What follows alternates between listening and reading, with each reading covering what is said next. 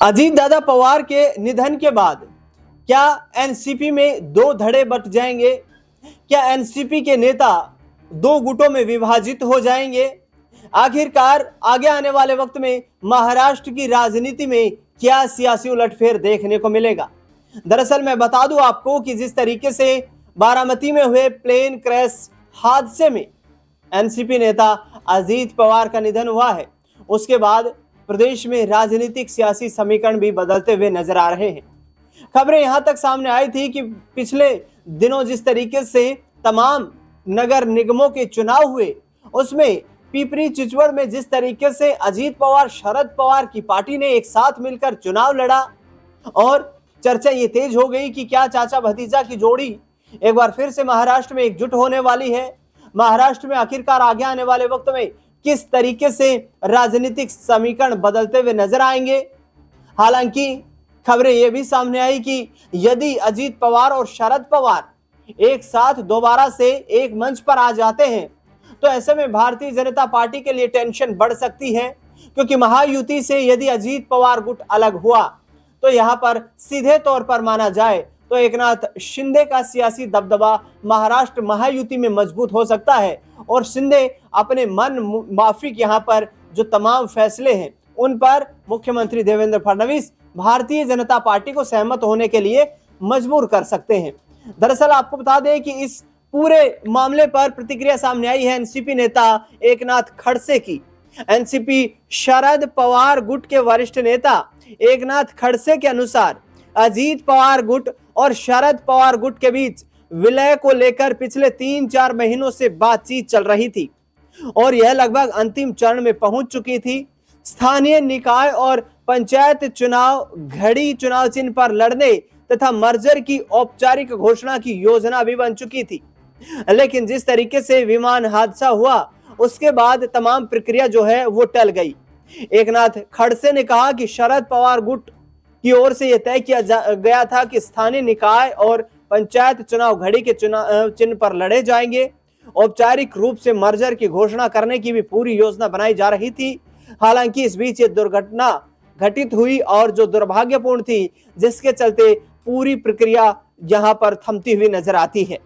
बता दें आपको कि बीते बुधवार सुबह महाराष्ट्र के डिप्टी चीफ मिनिस्टर और एनसीपी के मुखिया अजीत पवार का एक प्लेन क्रैश में निधन हो गया था। उनका विमान बारामती में लैंड करने की कोशिश कर रहा था। हादसे में कोई भी बचा नहीं और प्लेन में सवार सभी लोगों की मौत हो गई। गुरुवार को बारामती के विद्या प्रतिष्ठान मैदान में अजीत पवार का अंतिम संस्कार हुआ। एनसीपी के वरिष्ठ नेता अनिल देशमुख ने भी कहा कि दोनों एनसीपी गुटों के विलय को लेकर लगातार बैठकें हुई थी। उन्होंने बताया कि यह अजीत पवार की आखिरी इच्छा थी कि एनसीपी के दोनों गुट एक साथ आ जाएं और अब इस इच्छा को पूरा किया जाना चाहिए। दरअसल बता दें आपको कि जनवरी में हुए महाराष्ट्र नगर निगमों के चुनाव में कुछ सीटों पर अजीत पवार और शरद पवार के साथ मिलकर लड़ने के बाद से ये चर्चा तेज हो गई कि आखिरकार क्या फिर से दोनों एक साथ आने वाले हैं। राजनीतिक हलकों में चर्चाएं तेज थी। पुणे और पिपरी चिचवड़ में दोनों एक साथ मिलकर चुनाव लड़े थे। हालांकि किसी औपचारिक गठबंधन की घोषणा नहीं हो पाई थी, लेकिन अब शरद पवार के गुट के नेता खड़से ने दावा किया है कि दोनों दलों के विलय की बातचीत अंतिम चरण में पहुंच गई थी, जो इस घटना से ठीक पहले प्रक्रियाधीन थी। ऐसे में आपको मैं यहां पर जानकारी और दे दूं कि 41 विधायक अजीत पवार गुट के पास हैं। कुछ विधायकों का यह मानना है कि हमें अजीत पवार की पार्टी एनसीपी के साथ महायुति में ही रहना चाहिए। कुछ का मानना है कि उन्हें शरद पवार के साथ चला जाना चाहिए। शरद पवार के साथ जाने से राज्य की राजनीति में एनसीपी मजबूत हो सकती है, क्योंकि महाराष्ट्र में अजीत पवार के चले जाने के बाद एनसीपी की विरासत कौन संभालेगा, यह भी सबसे बड़ा यक्ष प्रश्न है। दरअसल अजीत पवार की पत्नी सुनेत्रा पवार को डिप्टी चीफ मिनिस्टर बनाए जाने की बातें लगातार सामने आ रही हैं। मुख्यमंत्री देवेंद्र फडणवीस से एनसीपी अजीत पवार गुट के कई नेता मुलाकात कर चुके हैं और इस बात की अनुशंसा भी कर चुके हैं कि अजीत पवार की पत्नी सुनेत्रा पवार को उनकी जिम्मेदारी सौंप दी जाए। लेकिन एनसीपी प्रमुख कौन होंगे?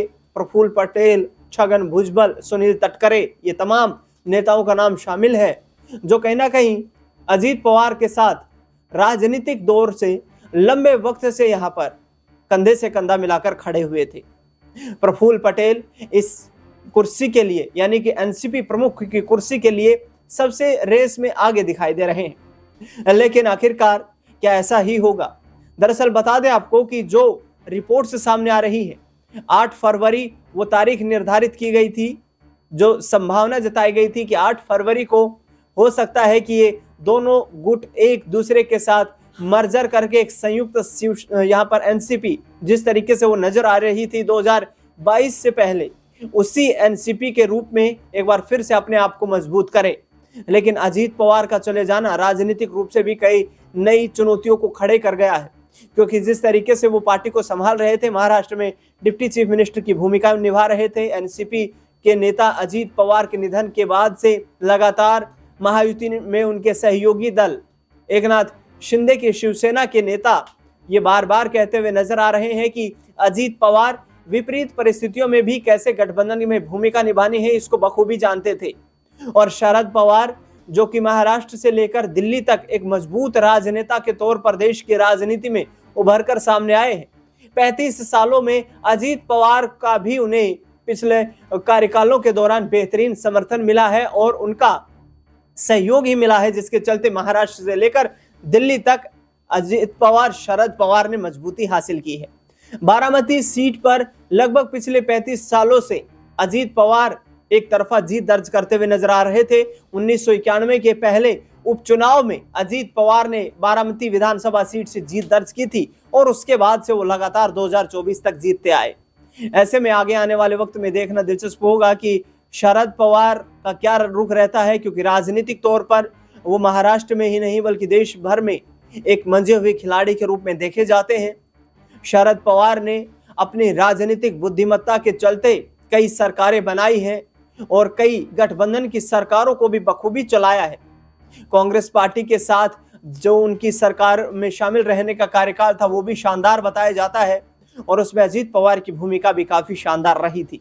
ऐसे में देखने को मिलेगा आगे आने वाले वक्त में कि एक ऐसा एडमिनिस्ट्रेटर जो महाराष्ट्र के लोगों के बीच से चला गया है, एक ऐसा प्रशासक जो विपरीत परिस्थितियां हो राजनीतिक तौर पर, गठबंधन में कैसे पार्टी को मजबूत करना हो, सरकार को कैसे चलाना हो। 6 बार डिप्टी चीफ मिनिस्टर बने थे अजीत पवार और उम्मीदें उनको ये थी कि आगे आने वाले वक्त में कोई ना कोई अवसर ऐसा जरूर आएगा जिसमें उन्हें मुख्यमंत्री के पद पर बैठने का, उस कुर्सी का, सिंहासन का अवसर अवश्य मिलेगा। लेकिन अंततः नियति को जो मंजूर था वो ये था कि एक प्लेन हादसे में ही उनकी मौत हो जानी थी। दरअसल जिस तरीके से ये पूरी घटनाक्रम घटित हुआ है महाराष्ट्र की राजनीति में, राजनीतिक तौर पर भी और सामाजिक तौर पर भी देखा जाए तो यहाँ पर सियासी चर्चाएं चल रही हैं। अजीत दादा पवार के 2 बेटे हैं, जिसमें से पार्थ पवार लोकसभा का चुनाव लड़ चुके हैं। 2019 में मावल लोकसभा सीट से उन्होंने चुनाव लड़ा था, लेकिन उस सीट पर उन्हें हार का सामना करना पड़ा था। ऐसे में उन्होंने जिस तरीके से अपने पिता को अंतिम विदाई दी, उसके बाद जो विद्या प्रतिष्ठान ग्राउंड था बारामती का, वहां पर हाथ जोड़कर उनके जो अंतिम संस्कार में भारी भीड़ जुटी थी, उसका अभिवादन स्वीकार करते हुए भी दोनों भाई नजर आए थे। ऐसे में देखना दिलचस्प होगा कि अजीत पवार के बेटों की क्या राजनीतिक तौर पर अब ताजपोशी हो पाती है। इस खास रिपोर्ट में फिलहाल इतना ही।